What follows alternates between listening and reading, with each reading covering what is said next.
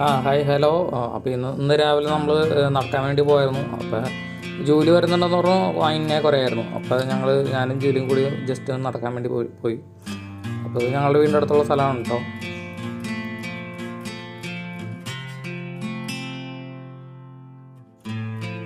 ഇപ്പം അച്ഛനാണെങ്കിൽ പണിക്ക് വേണ്ടിയിട്ട് ചെന്നൈയിൽ പോയേക്കാണ്.